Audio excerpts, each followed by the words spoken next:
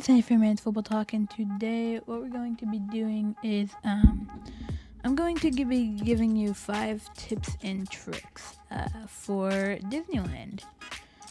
There are a lot of things that you can do at Disneyland. Disneyland is definitely one of the best places. Let's start with that. Disneyland is definitely one of the best places, the happiest place on earth. So if you are planning a trip to go, or you're just here, then again, this is quarantine, but if you want to go to Disneyland and you're planning a trip, because since this is 2021 and by the end of the year hopefully we could be free from all this quarantining things and Disneyland could open, I'm going to give you my tips and tricks because I know the things. So let's start with number 1. When to go.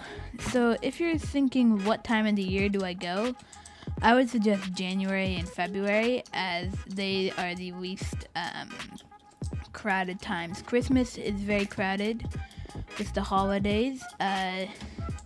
All of fall is crowded because first Halloween and then Christmas. Both times of the year are very, very crowded. The summertime is very, very crowded as a lot of kids are on their school break.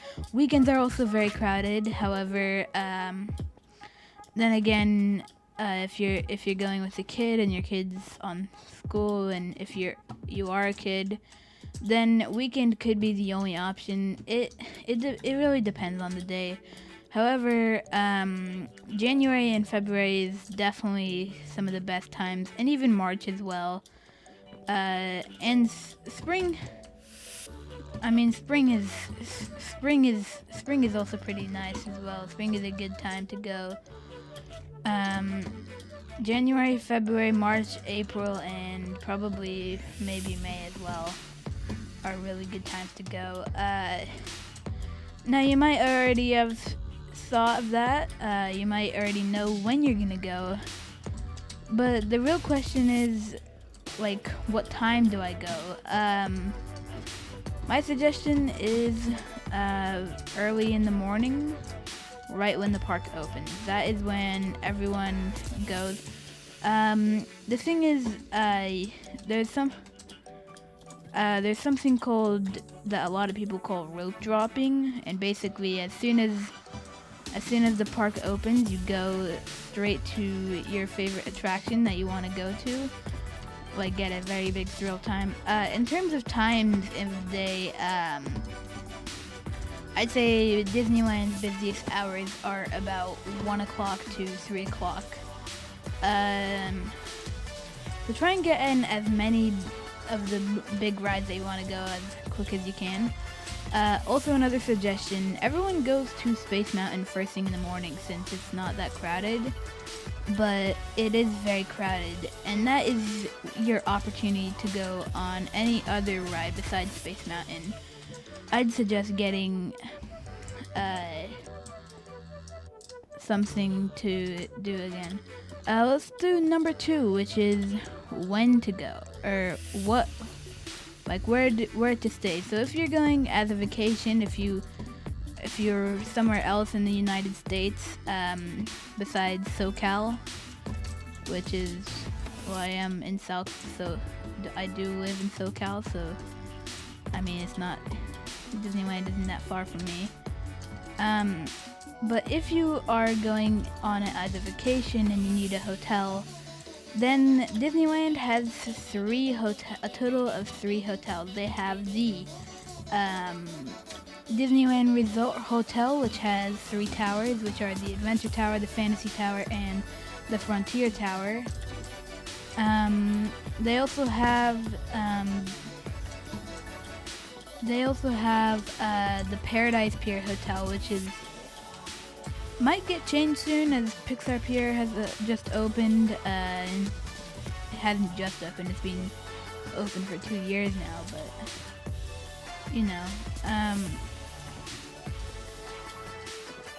And there's also the Is it the Grizzly? It's not the Grizzly Hotel.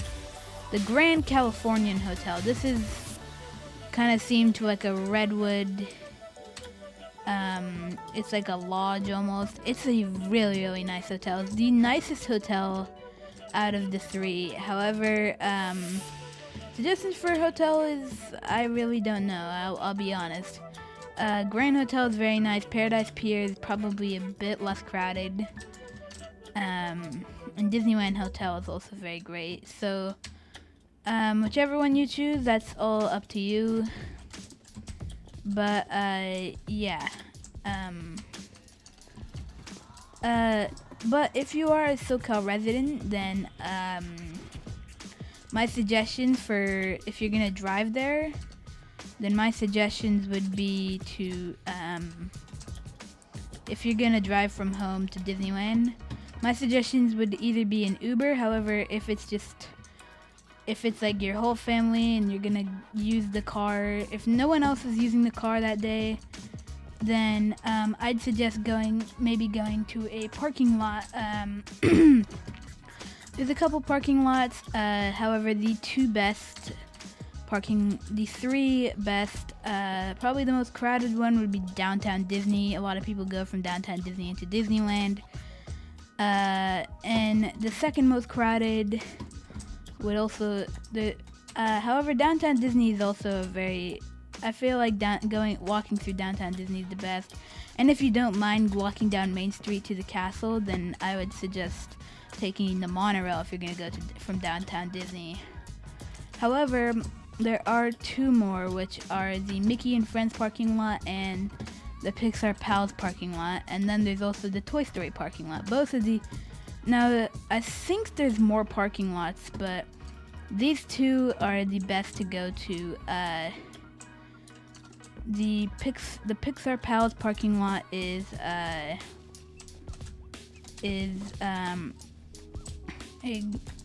great parking lot for Pixar Pals, and Mickey and Friends parking lot are kind of the same thing. Pixar Pals is kind of a bit more modern. There's a couple more changes. However, for both of them, there's like this I guess it doesn't really matter. However, you get to take the tram, which is like this giant tram thing. Ooh, 69. Hang on. What we do here, just go back. But if for the probably least most crowded parking lot is Toy Story parking lot. You can take the shuttles or buses to the park, and both of them end up in you going through security, and both of them end up with you going through security, and once you get through security, you're just immediately there at the Esplanade. I think I've talked a little bit too much about number 2. Let's talk about number 3, which is skipping the lines. Now, there's a couple ways to skip the lines. There's only about 2. But the most popular one is the Fast Pass. For the big thrill rides, you would somewhere near the if you're gonna go to a big thrill ride, such as like a roller coaster, usually there is a Fast Pass for them. So you would, somewhere next to the ride, there is a Fast Pass distribution center, and you'd go to these Fast Pass distribution center, insert your ticket, and there will be a tiny little thing. There will be a tiny little paper popping out that'll say when to return to the ride. It's usually an hour time slot when you can return to the ride and successfully use your Fast Pass to skip the lines. Using this Fast Pass line, you would go through the lines and go through them much quicker. You get very close to the front of the line. Now, a lot of people think to scan the paper thing that they give you. That paper thing just tells you when to come back. You just scan your ticket when you get to that line. However, there's also the single rider one. If you don't mind splitting up with your group, then I'd suggest going into the single rider line. Now, sometimes you'll end up with your group. However, other times you'll be split up with your group. And Disneyland uses this. You'll be standing usually in line. You'll be standing in the line. You'll be like at the front of the line or whatever. And then when they find an empty slot where you can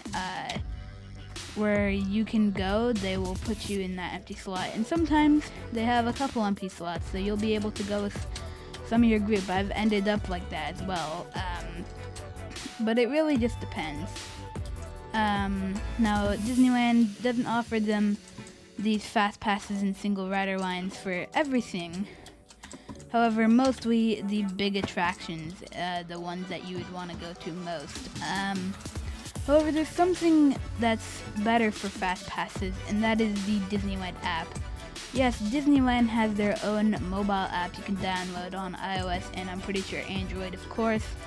Now, there's a couple things you can do. First of all, you can scan your pass if you are an annual pass holder, or you can even scan your ticket as well and just have the barcode there, so you can, when it comes to getting into the park, you can just go on your phone and bring up your tickets. However, the thing that this Disneyland app is most used for is the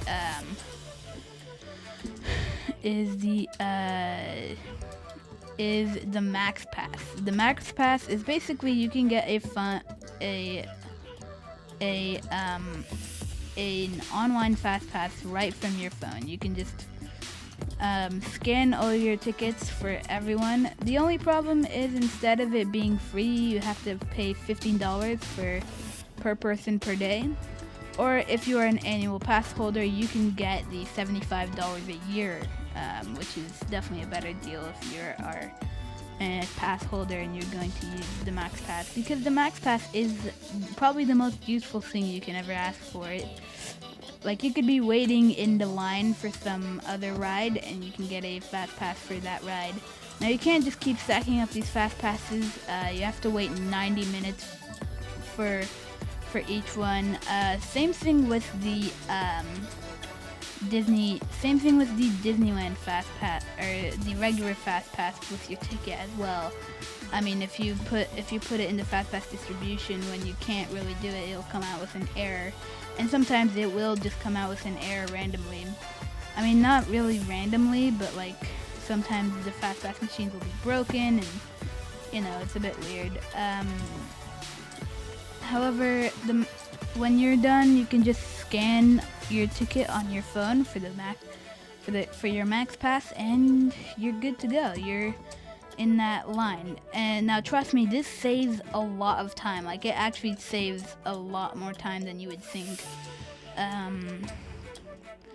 So I definitely suggest using the Max Pass. However, not only is there the Max Pass, there is also a full-on map of both parks on this Disneyland app, and it'll show you the approximate wait times for each ride. There's usually signs at the ride that'll say how long you have to wait to get on the ride. However, you can just do it through the app. It'll show it on the app, and it'll be updated constantly. So this is for pretty much all of the Disneyland Resort, not even just Disneyland and California Adventure, but like pretty much all of it. So yeah, there's also hang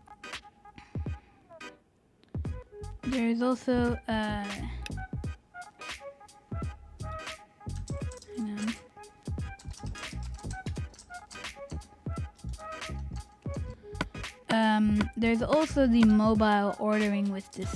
There's also the Photopass with this Disneyland app. Now what the Photopass does is basically the Photopass basically you can take photos with professional photographers from Disneyland, such as meet and greets, or at big landmarks. There is photo spots, or for example, like a ride, you'll take your photo. Some of the big rides, such as Space Mountain, Splash Mountain, Incredicoaster, And you could just straight up see the photo and take it and take a picture from that photo. However, you can also get it straight to your phone by typing in the random code at the top of the screen. When you see these photos, you would type it in the app somewhere, and you will find that you can get that photo. It will download onto your phone, which is a pretty neat thing. One of the other big things is mobile ordering. With restaurants, you could basically mobile order your food. So let's say, you could just go on the app, go to mobile ordering, pick the restaurant that you want, pick the time that you want to pick up the food, and then pick the food itself and pay for it. And you should be able to pay through the app. If you don't, then it'll just pay for it at the register. And there is a separate register for each one of these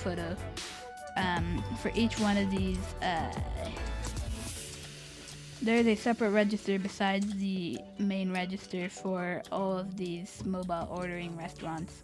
And you can just pick up your food there and eat it and be on your merry way. And then finally, now that's pretty much everything you can do in the Disneyland app. It's probably a couple other things. It'll show what rides are closed as well, I'm pretty sure as well. You can search up the ride and it'll show, and you can also see, you can also change it from just rides to you can change it from just rides to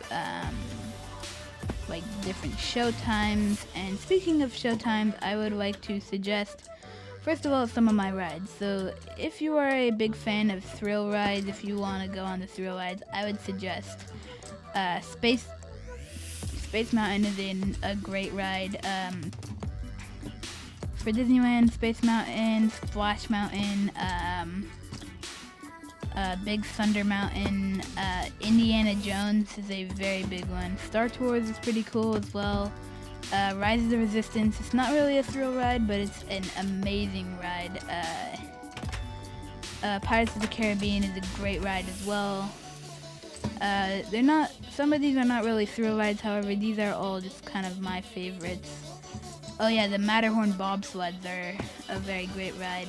Gadget's Go Coaster, if you just want to take your kid for the first time on their first roller coaster, Gadget's Go Coaster is a great way to start. For California Adventure, I would suggest going on Incredicoaster, the biggest thrill ride, the most thrilling attraction in all of Disneyland. Right behind, probably second place in Incredicoaster would go to Guardians of the Galaxy Mission Breakout, which is a drop tower ride. There's also in California Adventure, there are Radiator Springs Racers, an amazing ride. Pretty much all of Cars Land is amazing. And there's so many more other rides. Goofy Sky School, which is, it's alright. It's a roller coaster, but it's just alright. And then, yeah, there's a couple more. I'm not going to say. I'm probably forgetting so many great rides. Midway Mania, that's another one. But some of the best shows to see include Fantasmic, which is a nighttime spectacular world of color. The Tiki Room, which is a classic. You probably know these rides. If you have little kids, then definitely go into Fantasyland. Fantasyland is literally, there's two lands for your toddler that are great for them, which would be Fantasyland and what's the other one? Fantasyland and Toontown, and Mickey's Toontown.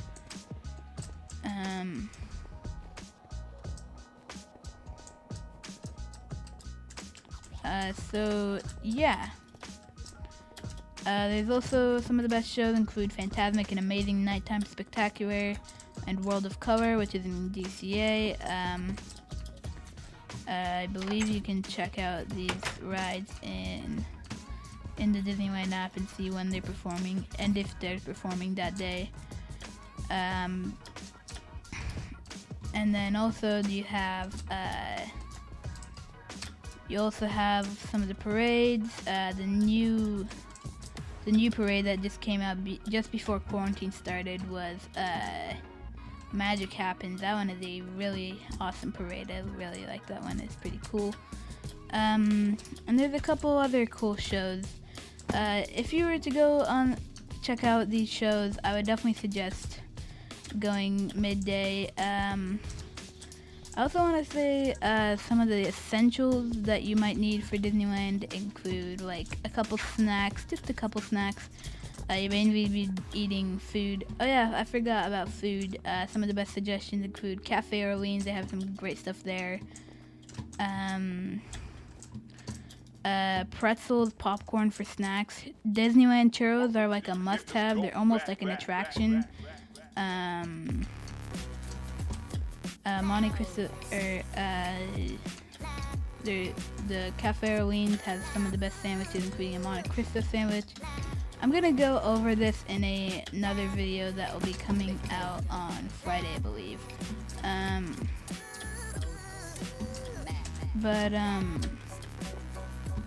Yeah. What was I saying? But anyway, that is the end of the video. I hope you guys enjoyed, and I'll see you guys all later. Goodbye. I'm sorry that this video was too long. Bye.